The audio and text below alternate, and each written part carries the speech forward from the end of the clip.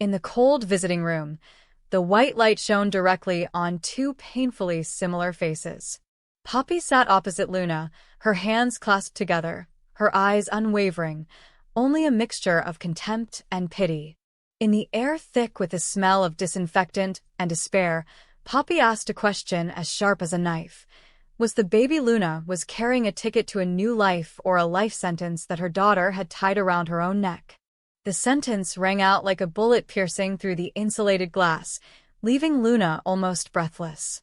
But to Poppy, it was not just an accusation, but a test, to see if Luna was strong enough to take responsibility for her mistakes, or to hide behind the weak shell she had seen too many times in her life. From that moment on, the visit was no longer a meeting between mother and child, but a chessboard. Every look, every movement, every breath was calculated. Poppy didn't cry, didn't console, didn't reach through the glass to offer forgiveness. Instead, she observed, remembered, and planned. The question in her mind wasn't, "Why is Luna like this?" It was, "How much further will Luna drag her family down?" Poppy had spent her life running from her mistakes, and now, seeing her daughter repeating them, she realized that true punishment never came from outside, but from within. After the meeting, Poppy walked out of the prison into a gray, cloudy sky, and in the dim light, her obsessions began to surface. She remembered years ago, as a helpless young mother who had given everything for another chance at life. She had promised never to go back, but fate had forced her to face her own doppelganger. Luna, with her own youthful eyes, her impulsiveness, her recklessness, her naive belief that love could save all. Now that love had become a shackle, and Poppy was the only one who could decide whether her daughter would be saved or buried. But a more frightening question began to creep into her mind. Did she really want to save Luna? Or was she just cleaning up the mess to protect her own reputation? The rumors about the case, about Luna's shady relationship with the man who had put her in jail, were threatening to drag Poppy down with them. A false confession, a silent transfer of money, a late-night phone call, anything could make a mother complicit. Poppy began to plan. She hired a lawyer, not to clear Luna's name, but to find loopholes in the system. She quietly contacted old acquaintances, people who owed her favors in a world where money, fame, and silence were the only means of exchange. Her every move was calculated like a game of cards, and Luna, unbeknownst to her, was the central piece. Meanwhile, Luna in her cell couldn't stop thinking about her mother's eyes. There was no love, only judgment. She didn't know what Poppy was planning, but her instinct told her that if she said she was going to get her out of here, the price would be more than just freedom. Because Poppy never did anything without a purpose. In the days that followed, news spread. Someone in the prison system was under investigation for bribery. Some paperwork was redone. A trial was abruptly postponed. Poppy began to appear more often at the prison gate, sometimes carrying a paper bag of food, sometimes just standing there looking in, as if calculating the time. Everyone believed she was preparing to take her daughter home, but the truth was Poppy didn't want Luna back in town. She wanted to end it all. Take her daughter far away, somewhere no one knew, to bury whatever was left of their family. The night before her retrial, Poppy received an anonymous text. "Don't think you have it all under control." The text included a photo of her in her prison cell, along with a scrawled line. Like mother, like daughter. Poppy knew someone was watching, and she knew she didn't have much time. If she didn't act quickly, Luna wouldn't just lose her freedom, she'd lose her life. In the rain, Poppy drove to the suburbs, where she met the middleman hired to get Luna out. An elaborate plan was laid out. Fake medical records, a transfer, and an ambulance that disappeared down the highway. But as everything was ready, a vague fear arose. That Luna didn't want to leave. That her daughter might be too tired to believe in a new beginning. Poppy sat in the car, looking at the image of Luna as a child, her hands shaking.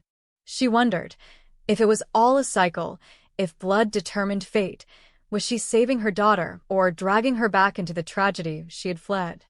Inside the camp, Luna woke in the night, feeling something was wrong. She heard footsteps, whispers, and felt as if she were being taken away. But when the light flared, she saw a figure standing at the end of the corridor. Not her mother, but the man who had ruined her life. The man Poppy had said was gone. Luna screamed, but her voice was drowned out by the rain pounding on the tin roof. The next morning, the news spread. Luna had disappeared during the transfer. Poppy arrived at the scene, standing over the abandoned ambulance in the middle of a field, none of the team knowing what had happened. The door swung open, leaving only a handkerchief embroidered with the letter L. The wind blew through, carrying with it a newspaper with two women who looked like ghosts, one in prison and one in the mirror.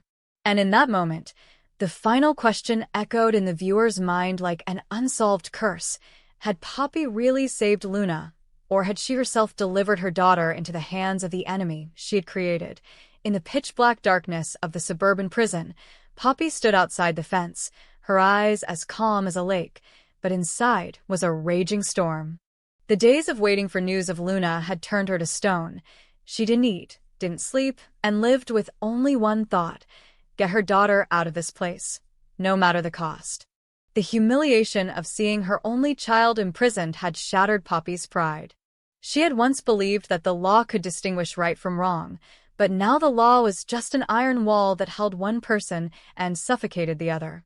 When a person has lost faith in justice, only survival instinct remains, and Poppy was ready to return to that instinct. The plan was drawn up in the dark, without papers, without promises, only money and blood. Poppy sought out one of the prison guards who had owed her a long time ago, an old man. His eyes were dim, but he still remembered the old debt. With just a large sum of money and a guarantee that he would disappear after the job was done, Poppy had a slim chance of saving her child. The night of the escape was set for the change of shifts, when heavy rain would mask the noise and overload the camera system.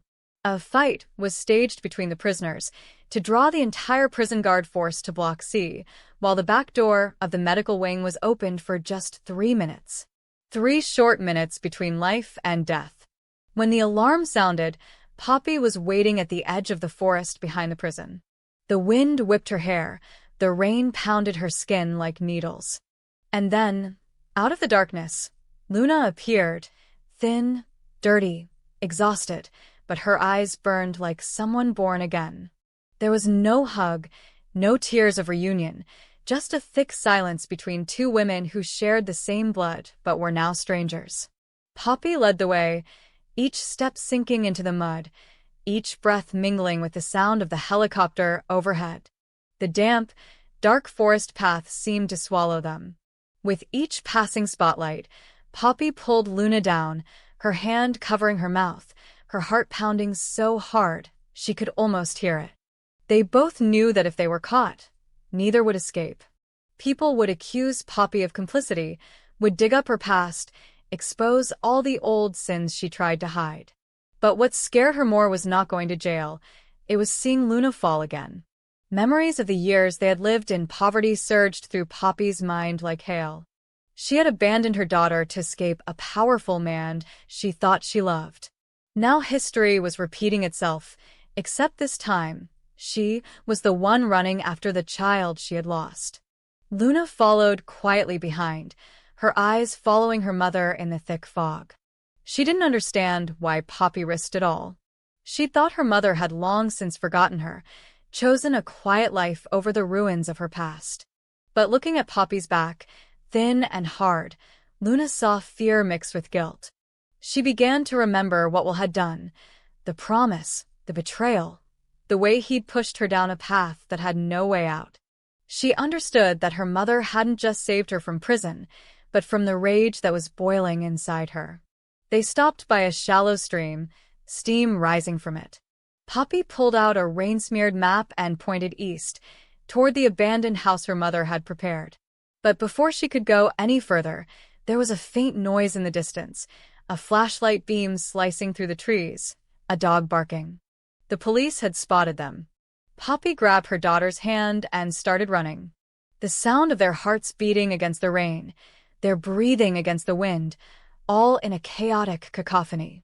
When they reached the slope, Poppy pushed Luna, her body covered in mud and blood, up ahead. A gunshot rang out. Shrapnel grazed her shoulder, burning. But Poppy did not stop. She knew that if she was even a second slower, it would all be over. That night, they escaped the siege. When dawn came, mother and daughter lay in an abandoned hut in the middle of the forest, exhausted but alive. Luna looked at her mother, saw blood soaking her shirt, but Poppy remained silent.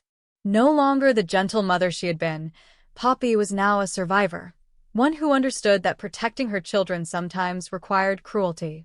She looked at Luna for a long time, and in her eyes, there was both love and suspicion.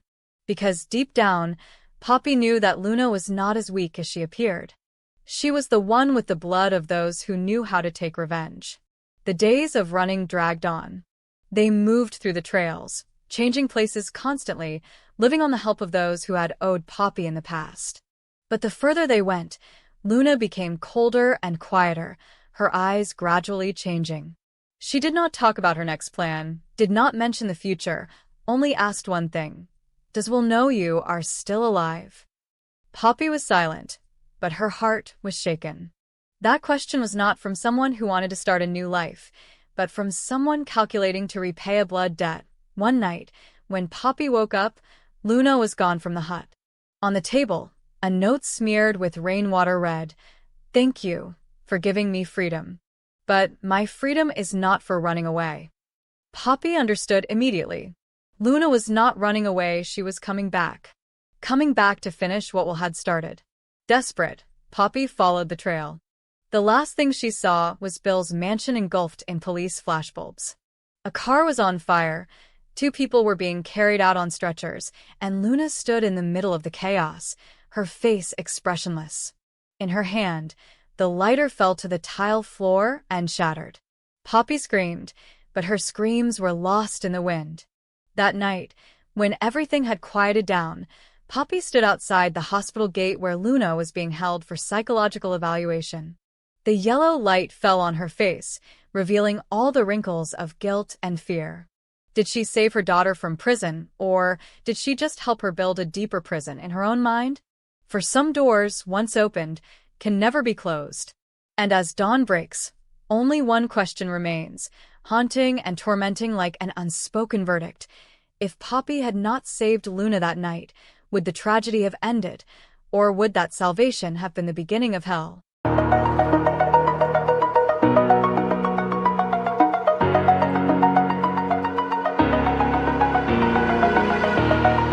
Oh,